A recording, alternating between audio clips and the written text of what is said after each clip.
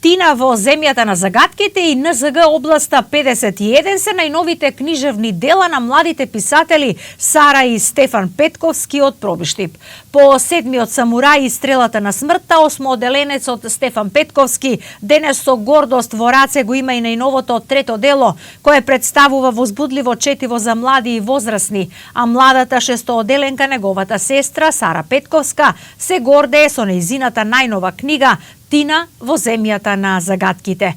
Пред да биде закажана официјалната промоција на овие две книжевни дела, во денешните вести со младите писатели Стефан и Сара поразговаравме малку повеќе за содржината, за ликовите, како и за плановите на овие млади надежи. Најпрво им проследете го разговорот со младата и надежна Сара Петковска. Сара, кажи ни најпрво зашто се работи во твојата најнова книга Тина во земјата на загадките? А во мојата најнова книга се работи за авантурата на Тина, главниот лик во мојата прва книга Каменот на времето, која ќе се случи на нејзиното роденденско патување во Кападокија. Кој е твој омилен процес во пишувањето? Па омилен процес ми е кога веќе книгата ќе биде завршена, кога ќе имам завршено целото што сум си ја поставила сама на себе, и останува уште само да се финализира процесот на печатење. Така, бидејќи има повеќе ликови во твојата книга, кажи ни имаш ли ти омилен лик и зошто баш тој лик ти е омилен? Па, Тина бидејќи таа секогаш е позитивна и не се вознемирува, секогаш зрело се справува со проблемите што и се поставени. А еве кога пишуваш за ликовите, дали ти си ги измислуваш ликовите или правиш некоја приказна по некој вистински лик?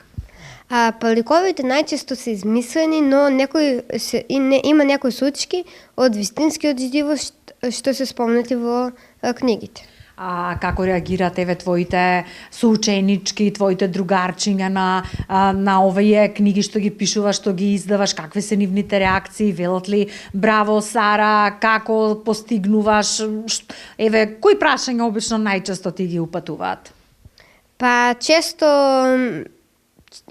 за првата книга имам добиено многу позитивни и добри коментари. И се надевам дека ќе има и за мојата втора книга Тина во земјата на загадките. Кои се твоите идни планови? Сара, малечка Сара, која што е шесто оделение, ама е многу умна. Па сакам да ја промовирам мојата втора книга и исто така нема да престанам тука. Веќе имам осмислено и имам започнато мојата трета книга, но тоа нека остане изненадување за читателите. Новелата НЗГ областа 51 припаѓа на криминалистичкиот жанр.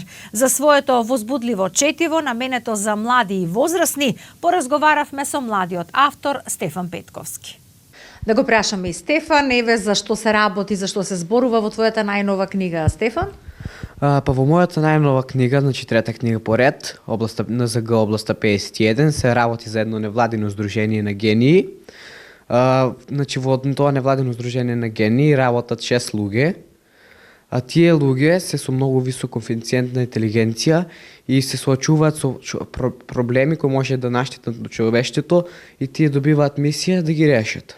А од каде црпиш инспирација за вакви некои несекојдневни интересни теми?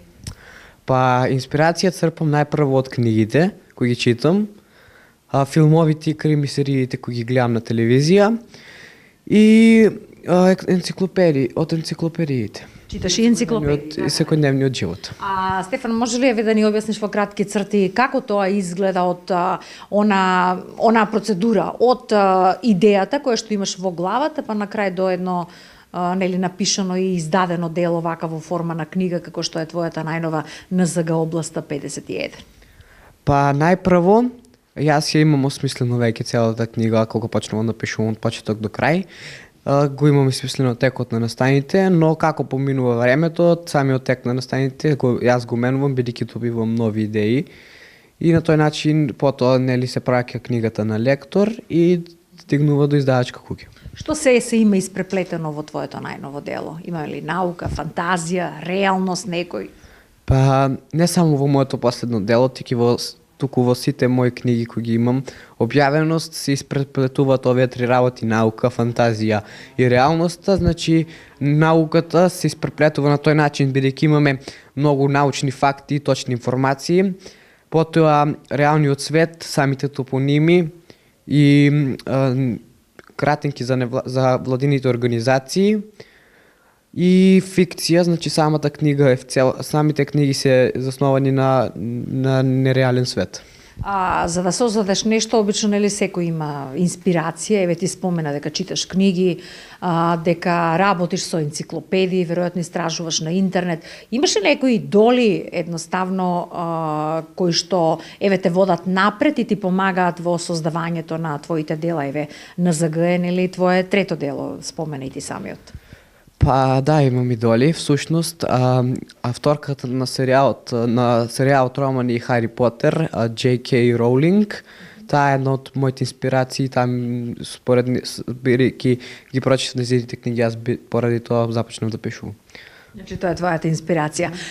Стефан, имаш ли други планови? Еве, се уште нема нели закажана промоција за твојата најнова книга и за книгата на Сара, твојата сестра, меѓутоа што ќе следи после промоцијата на овие книги? По промоцијата на мојата трета книга, јас планирам да продолжам да пишувам. Значи, дочекуваме четврто дело, тоа треба да биде вториот дел од Седмиот самурај. Еден вид на продолжение на мојата прва книга. И очекувам мојата книга да стигне до повеќе читатели.